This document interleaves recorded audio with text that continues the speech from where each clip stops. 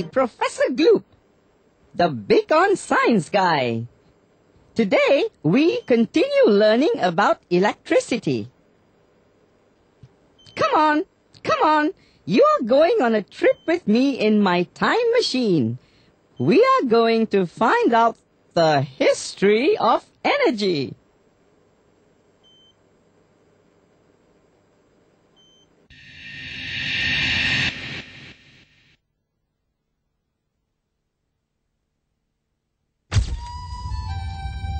Since the beginning of civilization, man has used fire as a source of energy to do many things.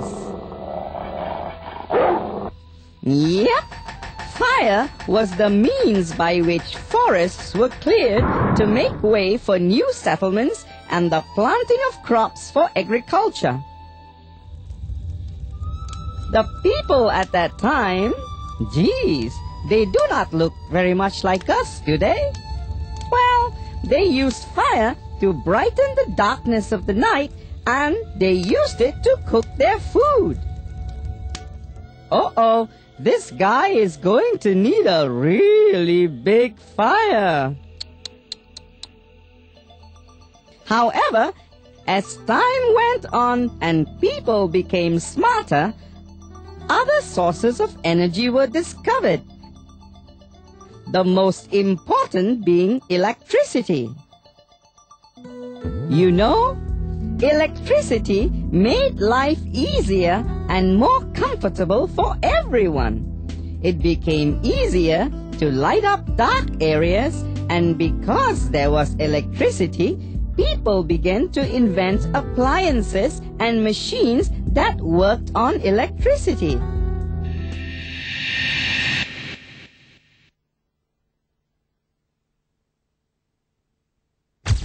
Okay, that was the world. What about electricity here in Malaysia? The history of electricity in Malaysia started as early as 1894 in Rawang, Selangor. Two well-known tauques from the mining industry, Lok Yu and Tambu Sami Pillay, were among the first to use electric generators to pump water at tin mines in Rawang, Selangor. In May 1896, the National Railway's main station in Kuala Lumpur became the first public building in the country to be lit by electricity. On the 4th of July 1900, another power station began operating in Raub, Pahang. It was owned by the Raub Australian Gold Mining Company. What about Penang, the Pearl of the Orient? Well, its first experience with electricity was on the 14th of July 1904. This was when the Sungai Pinang Electrical Power Station was opened. 15 households and businesses and 41 street lamps in Penang were lit. Kuala Lumpur was the second location in the country that received electricity after Penang. Electricity was generated from the Hydroelectric power station in Ulu Gombak, about 20 kilometers from Kuala Lumpur. A number of business premises and living quarters for government officials were among the first to receive electric power. On the 11th of February 1920, August Huttenbach was issued a license and awarded a huge contract to supply electricity to Seberang Perai in the state of Penang. Electricity lighted up Sarawak in 1921. That was after Raja Sir Charles Vyner-Brooke ordered the construction of an electrical power station. It used coal to generate electricity. Whew! That's a lot of power stations. But that isn't the end of our history lesson yet. On the 5th of July 1927, an electric power station began operating in Bangsa, Kuala Lumpur. Then, in 1929, a hydroelectric power station was opened in Chendero, Perak. Power stations here, power stations there. So who is going to look after all that electricity that is being produced? Who is going to regulate prices, take care of repairs, and make sure the lights come on again after a blackout? Well, the Central Electricity Board of the Federation of Malaya, popularly known as the CEB, was given the job to do it. It was set up on the 1st of September 1949. Malaysia became independent from the British on the 31st of August 1957. With independence came modernization and progress in many facets of life in Malaya. That was what our country was called then, not Malaysia. M-A-L-A-Y-A, Malaya. And there was no stopping the expansion of the supply of electricity throughout the country after that. The government wanted to make sure that everyone enjoyed its benefits.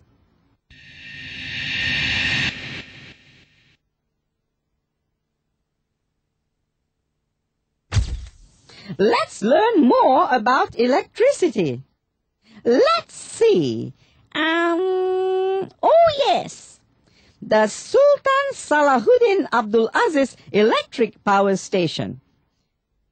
It is located in Kapar, Klang, and is the largest thermal energy power station in Malaysia. This power station is equipped with a jetty to facilitate the unloading of coal. Let's take a look at what these people are doing. Aha! They are workers on the jetty unloading coal from incoming ships. And what are they going to do with it?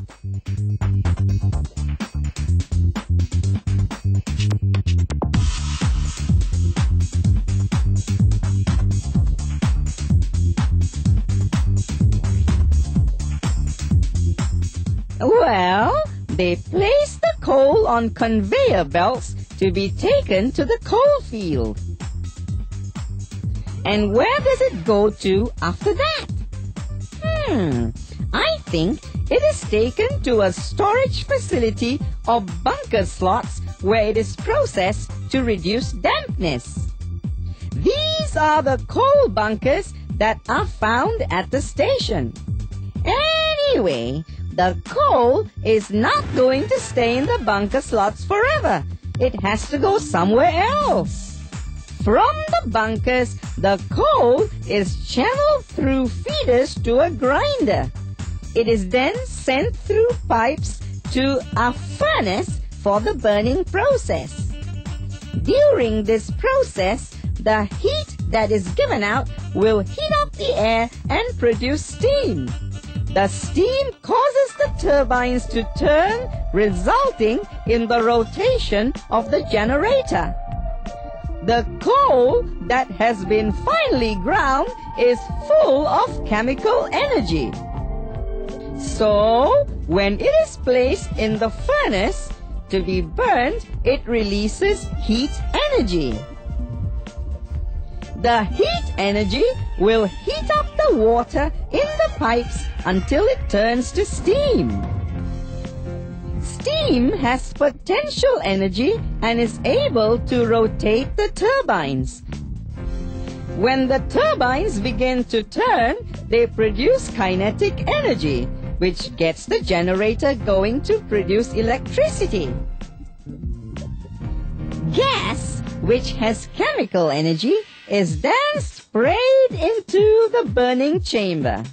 The rotating compressor sucks in air through the openings. The air is then compressed and pumped into the burning chamber. The mixture of fuel and air burns and produces energy. The hot gas expands and the potential energy that is released turns the turbines. When the turbines rotate, they produce kinetic energy, which is needed to rotate the generator to produce electricity. You know, whenever something is burned, it leaves behind waste products. And that also happens here at the Sultan Salahuddin Abdul Aziz Electrical Power Station. So, what is left behind? Well, there's smoke and coal dust. And how does the station deal with the smoke? Well, the smoke is first filtered to reduce pollutants and is then expelled through very tall chimneys about 175 meters high. Ooh, that is really tall. And the dust? Well, it's collected and taken to a storage container, and then it is sold. To whom? To factories that make cement. And when this dust is mixed with lime and clay, we get cement powder that is of a higher and better quality. The ash pond? What happens there? Oh yes, the water that overflows from the ash pond is directed out to the deep blue sea. Don't worry about it. It is clean and will not pollute the sea. And do you know why the Sultan Salahuddin Abdul Aziz Electrical Power Station makes sure that the sea is kept clean? Well, it is because the station needs clean sea water. That's right. The station pumps clean water from the sea to cool the steam it uses to produce electricity. The steam is cooled, but the seawater now becomes hot. Geez, so what do they do with the hot seawater? They send it back to the sea using canals or big and long drains. So, as the hot seawater travels along, it cools down again. So when it reaches the sea, there is no threat of thermal pollution and all the sea plants and creatures will be safe.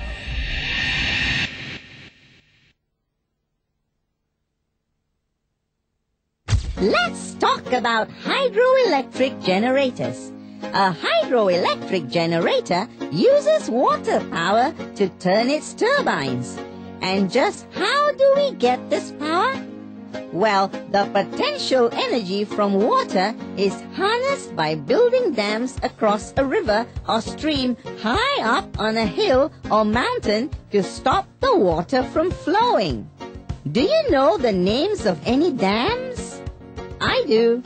The Jaw Dam in Cameron Highlands. This is one good example of how water is used to generate electricity. Water from this dam has also been used by the Sultan Idris Electric Power Station in, where else? Cameron Highlands. The Sultan Idris Electric Power Station's hydroelectric generators are placed under the ground. So, if you want to see them, you will have to go through an underground tunnel that is 1 kilometer long. A long, long walk. A good way to train for the Olympics, though. Okay, let's see how the force of water energy produces electricity in a hydroelectric station. You ready? Okay, potential energy of water turns the turbines, which in turn turns the shaft. The shaft then turns the rotor that is found inside the generator, and voila, you get electricity. The electricity that is produced by the generators is carried by cables to the transformer hall. And if you are wondering what a transformer is, well, it is a device to raise or lower the voltage of an alternating current. And that's not the end of the story yet.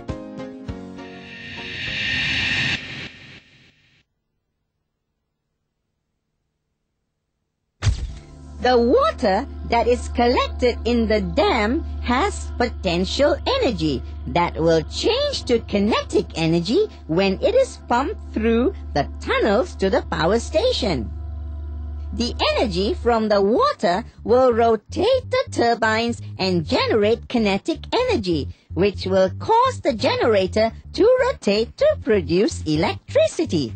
Phew, simple, isn't it? So, where does the electricity go once it has been produced? To the surface, of course. Yep, that's right. From the transformer to the cables and whoosh to the surface. And then what? Well, it is channeled to an area called the switch zone. The switch zone, in turn, sends the high voltage supply of electricity through high tension cables that are hooked to very high towers. We call these towers pylons. These giant structures form a network across the country and is called the National Grid Network. It is these national grid networks that distribute electricity to the whole country. And that's how you, yes, you, get electricity at home.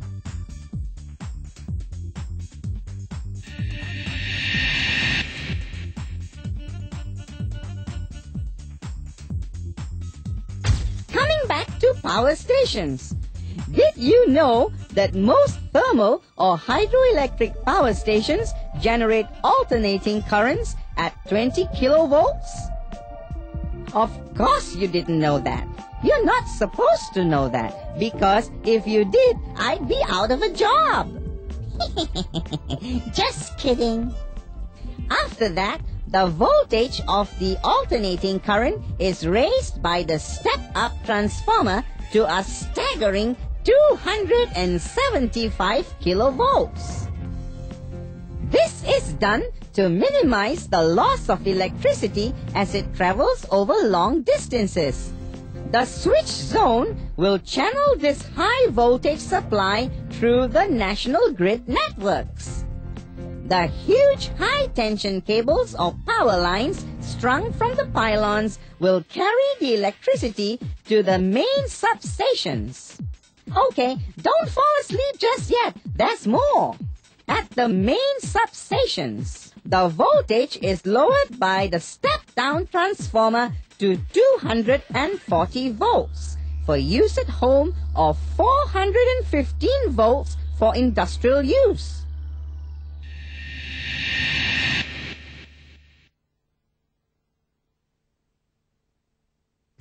Okay, up till now, I've told you quite a lot about electricity. Just a word of warning. Our reserves of coal and gas are not going to last forever. They may become depleted one day. Who knows? Maybe even water may become difficult to find. So we need to find other forms of energy. And now, scientists are looking at what is called renewable energy. That would include energy that we get from the sun, the wind, and even waves that roll on the sea. I guess since sunshine is plentiful, it would be the best candidate for renewable energy. The energy from the sun is called solar energy. It can be used to produce electricity. Scientists have developed solar cells for this purpose. A solar cell is a piece of equipment for producing electric power from sunlight. So what does it do? Well, it captures sunlight on a bright sunny day and generates electricity for everyday use. Got it? No? Okay, here are some examples. The solar water pump and the buoy that floats on the sea to mark safe or dangerous spots. Both of them can be powered by electricity generated from sunshine. Actually, solar energy can do more than that. It can be used to light up street lamps and even whole houses.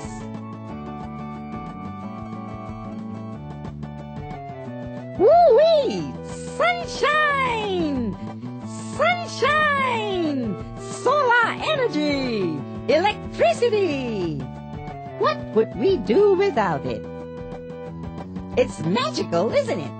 Just stand at the window and look outside at the world after the sun goes down. Everything you see is the work of electricity. The bright lights, the colorful ones, the ones that run and chase each other and spin and twinkle. It's all because man is able to generate electricity. In fact, electricity is the reason why we have life after dark. It keeps us safe and comfortable. It also allows us to do many of the things that we could not find the time to do in the daytime. Life is beautiful, isn't it?